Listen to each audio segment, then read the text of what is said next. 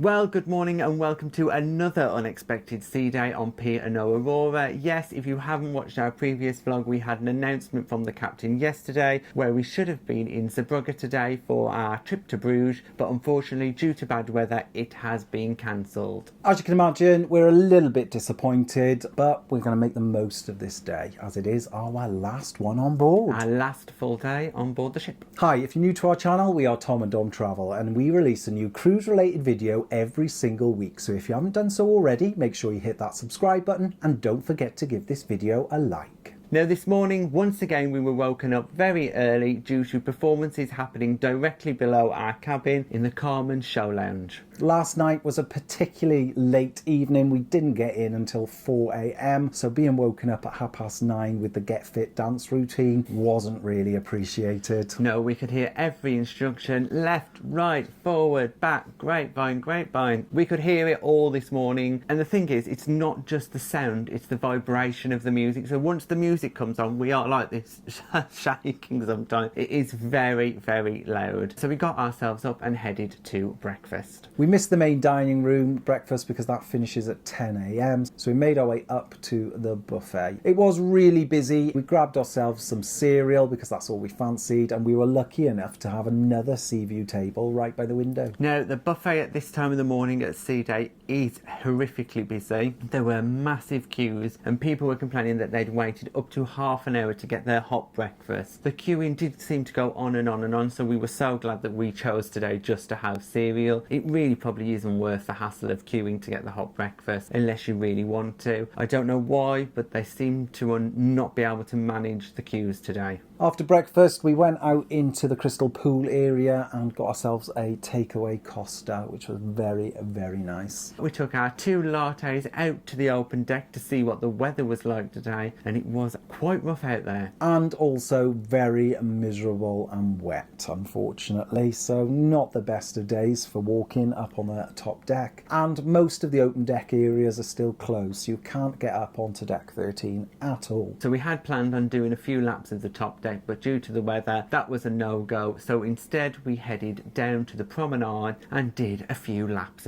And we do really enjoy getting out there in the morning. I think it helps us work off that hangover and gives us a bit of exercise, which means an excuse to have a few more cocktails later today. Because the promenade deck is also sheltered, it's quite a nice, pleasant walk, especially when it's raining and a little bit miserable. After we came back in from our walk around the promenade, we did have a quick look around the shops and we brought a few gifts for our Patreons. So if you are one of our Patreons, I'm sure you would have already had the gifts already, but if you are interested in becoming a Patreon, please check the link below and we would really appreciate your support. After the shops, we had a little wander around the inside of the ship and we found ourselves in Carmen's, where they were doing a choir practice. So they were doing some warm-ups to theatre songs, and when we arrived there they were practicing all that jazz from Chicago. There were 2 members of the theatre showcast there leading the rehearsals, and it was really interesting to see how seriously they took the choir. So if you are a singer and you do want to join in with some of the activities on board, there definitely is facilities for that here on Aurora. Everyone taking part was fantastic, and the song that they managed to put together at the end was incredible. We thoroughly enjoyed it and we were sort of singing along, giving them our full support, so well done. After the singing in Carmen's, it was around about lunchtime, and because we'd only had a couple of bowls of cereal, we thought we'd make our way up to the poolside grill because everybody has been raving about how good the burgers are. So we ordered ourselves a burger each with some fries, and I also grabbed myself a slice of pizza. Dom grabbed himself a hot dog, so we sat down in the crystal pool area to eat our grill snacks.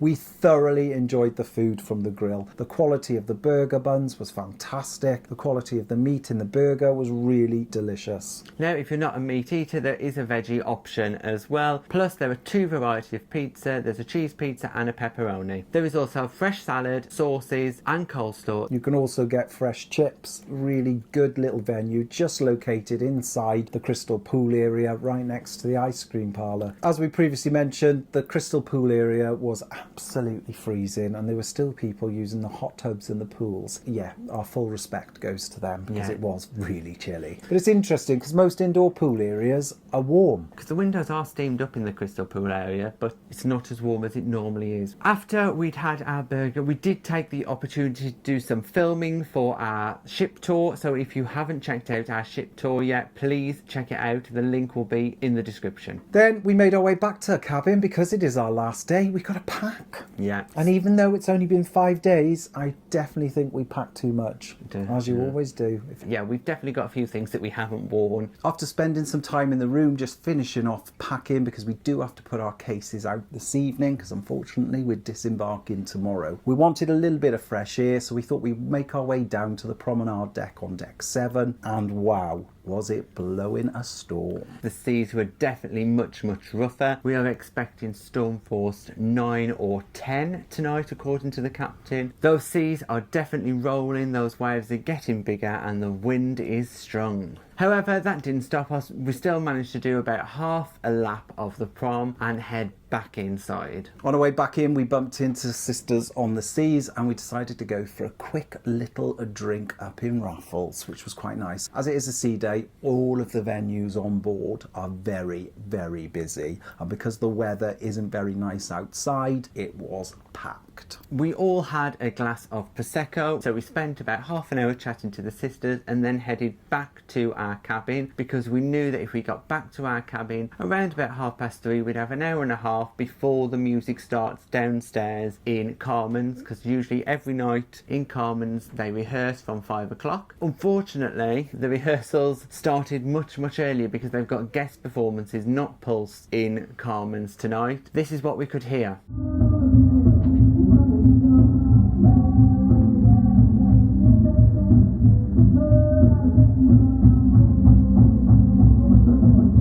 So we thought we were going to be a little bit clever and just have a little bit of a nap. This morning we woke up early. We didn't go to bed last night until very late. So we're both feeling incredibly exhausted. And that nap was desperately, and still is, desperately needed. It's still desperately, because we didn't manage to sleep at all. So what we decided to do was head down to reception for one final attempt. And this time we did actually speak to the reception manager, who was called Ellie. Now, we had spoken to her on day 1. Ellie mentioned she did try and contact us a couple of times on the telephone, but we were out of the cabin. On one of our visits to reception, they did mention that they put a missed call note under the door. However, we haven't had any communication. We haven't, and that is one of our biggest things that we brought up with Ellie, is just the lack of communication. We are really understanding that there's difficult things going on board. There aren't many outside cabins available, but there are other people who have been moved cabin, and to be honest, we would have took any other cabin just for the quiet night, because we weren't going to get a sea view anyway, so we'd rather just have the sleep.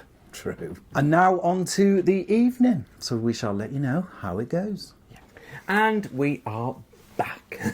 After our final night here on Aurora, let's tell you what we got up to. As we were making our way to dinner, there was a ship-wide announcement from the captain just informing us of a course change due to the fact that the pilot station in Southampton was closed due to the bad weather. The weather is so bad that they've actually closed the pilot station in Southampton, and we'll now be picking up our pilot out of Margate in Kent. To be fair, we've not felt that much movement on the ship, even though if you look out the window, the waves are really quite big. For dinner tonight, we were heading to the glass house, and we started our night off just waiting in the glass house. So we waited roughly half an hour before we were seated. We ordered a couple of glasses of wine to keep us going, so the time passed pretty quickly. This is the first time we've ever dined in the glass house, and we can say we're a little bit underwhelmed. Okay, so we were sat right in the corner in the glass house, away from everyone else, on a table on our own. We did wait a while before we could order, and the first thing we ordered was our starters, where we went for a trio. It's cheaper to buy 3 starters together than it is to buy them individually, so we went for 3 different options. We chose to go for the lamb kebab, the popcorn chicken with a teriyaki dip, and the duck liver parfait. I don't like duck liver, so I didn't try that, but the other two were very tasty. I particularly like the lamb. I agree with Tom. The lamb kebab and the popcorn chicken was absolutely delicious. Thoroughly enjoyed it. The chicken liver parfait was a little bit different because it was just so runny. It was really difficult to sort of eat it and enjoy it because it just went absolutely everywhere. However, it did taste really good. Then on to our main course. We did have a little bit of a wait between the starter and the main course, but it wasn't too bad. For our main course, we had the champion chicken for two, which is a 3-part sharer option. The first part was a southern fried chicken, the second part was a chicken leg, and the third part was a chicken bourguignon. In addition to that, on the plate, we also had some mashed potato as well as some roasted vegetables. And we did ask for a side plate of chips. However, they'd run out of the triple cooked chips and we ended up with just a small portion of fries. For a sharer plate, we found that the portions were quite limited. So basically, it was one piece of chicken that was cut in half on each of the 3 occasions. It was okay. It wasn't brilliant, in all honesty with you. No, we found it a little bit dry. There was only one chicken with a sauce. I suppose we could have asked for some condiments like some ketchup and some mayonnaise, but I think that would have taken away from the taste and the experience of those individual pieces of chicken.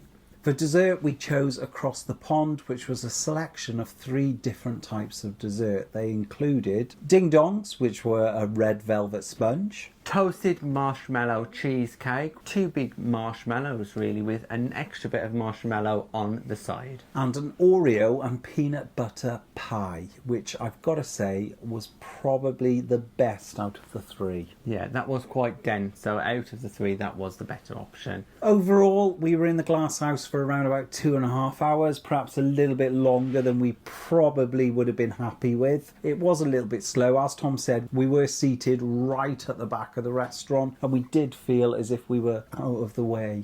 After the glass house, we then headed straight to Carmen's, where the Blue Jays were performing. Now, the Blue Jays performed in the main theatre a few nights ago and they were doing a whole new set. Now, as we've spoken about before, we'd already heard the set in our cabin. The Blue Jays are great performers. The dance floor was full of people enjoying the evening and they do perform those 50s and 60s hits really well. It was incredibly busy in Carmen's and that just shows just how popular the Blue Jays are. After the Blue Jays performance in Carmen's, we made our way over to the main theatre for tonight's show, which was the comedian John Martin. Yes, before we entered the theatre, we had a quick stop off in Anderson's where we picked ourselves up a couple of gins in order to enjoy those during the performance. Now, if you're regular viewers to our channel, you know that a comedian on a cruise ship isn't perhaps our most favourite entertainment. But tonight, John Martin really did a good performance. His comedy style is pretty classic. He was a writer for the likes of Ken Dodd, so he does have a good pedigree behind him, and that really showed tonight. Even though his comedy was a little bit old-fashioned, we thoroughly enjoyed the performance, as did the vast majority of people in the theatre. Yeah, perfect for the demographic on board, worked really well, absolutely hilarious, and some of those jokes really did appeal to the audience members. He was the type of comedian that does pick on people, so those who were turning up late or sat in the first few rows, please be aware that he will pick on you if you get to see him. We then popped into Masquerade because on the horizon it was advertised that it was a silent disco. We got there and it was a little bit flat in terms of the atmosphere. There was very few people dancing and taking part. Tomorrow the vast majority of passengers are disembarking Aurora, so pretty much a lot of people have already gone to bed. So instead we headed up to the Crow's Nest and enjoyed our final drink there. The Crow's Nest is one of those venues that we really do love and enjoy. It's a very relaxed atmosphere and the drink selection is superb. Yeah, there was no entertainment on in the Crow's Nest tonight, but that didn't worry us too much because we were just having our final relaxed drink. After the Crow's Nest, we then headed up to the buffet. Aurora's late night buffet has to be one of my most favourite. You've We've got a huge selection. It's fresh, it's hot, and it's regularly filled and updated. Yes, but make sure you're there on time because bang on 1 a.m. the buffet is closed. As per most evenings on board, we had a lovely little selection of tandoori chicken. There was some black bean beef with noodles, some chicken tikka, some rice, chips. Really delicious selection. And after that, that was the end of our night. You find us here in our cabin and we are fully packed. Cases are outside and we are just about to get ready for bed. So tomorrow is our disembarkation and we shall let you know how we go on. Yep, next you'll see of us, we will be home. Well, we are back here at home in Wales, unfortunately, after returning from our cruise on Aurora. Now, last time you saw us, we were probably a little bit worse for wear because we were enjoying our last night on the ship. We definitely should have gone to bed a couple of hours earlier, but we just couldn't resist the temptation. So, despite the fact that we went to sleep probably about 1:45, we were up about 7:30 to get ready because we had to leave the cabin by 8 a.m. We finished packing our last couple of bits and then we made our way out of the cabin towards the main restaurant for breakfast. As we were heading towards the main restaurant, we noticed there was quite a queue waiting. Now, normally we like to go to the main restaurant on the morning of disembarkation because it does tend to be a little bit calmer than the main buffet itself. But I think everyone else must have had the same idea. The queue was actually snaking from the main dining room all the way into the atrium. It didn't take too long to get in. I would say about a 20-minute wait before we were in and seated in the restaurant itself. In the queue with us was also Sisters on the Seas, and it meant we could have a table for 4. Now for breakfast I ordered myself the usual full English, no egg. And I went for the eggs Benedict. Now it was very early in the morning for us considering we had such a late night, so I didn't really manage to eat it all and it was okay. It wasn't the greatest I've ever had on board. We also had a couple of coffees to wash that down and we certainly needed those to wake ourselves up. All in all, we were in the main dining room for breakfast around about 30 minutes, not too long at all. The service was really good, and as you can imagine, it was very busy in there as well. After breakfast, we didn't do much at all. We headed straight towards the gangway and managed to get off the ship pretty quickly. However, there was one obstacle as we exited the ship with Sisters on the Seas. Laura managed to get stopped by security and asked to return to reception desk because, I don't know how, she managed to forget her handbag. So that most important thing she needed, probably to get home, I think she must have left in a cabin. So passports, purse, car keys, they were all in there. Yeah, so she wouldn't have been going far. Good job, P&O. Good job. If you do get stopped at security, there could be a very good reason why. It is particularly unusual for P&O to stop you getting off the ship rather than getting on. We must have been one of the very last people off the ship because the baggage area was empty and our bags were there. We could spot them straight away. We picked them up and then made our way out of the terminal to the taxi ramp to get a taxi back to the car. A quick 10-minute taxi, we arrived at the car park, we picked up our car, no problem at all, and headed straight back home to Wales where you find us now. Overall, we have really enjoyed our 5 nights on board Aurora. New Year's Eve was fantastic. Yes, we did have some major issues with our cabin, sound, and we're just so thankful now that we're home and we can have a decent night's sleep. Absolutely. Despite the cabin issues, the ship itself was actually a really nice ship. We loved lots of different elements about it. It was a real classic cruise feel to us, despite it only being 5 nights. I think we would definitely go back on Aurora again, but we'd be much more choosy about where we're sleeping. Thanks for watching our final day on P&O Aurora and our disembarkation. If you've got any comments or questions, just pop them in the box below and we'll get back to you. If you'd like to support us in creating future content and receiving exclusive benefits, we're also available on Patreon. And please don't forget to like and subscribe. It's free. And hit that bell notification button to never miss a video from us. Thanks for watching. Bye bye.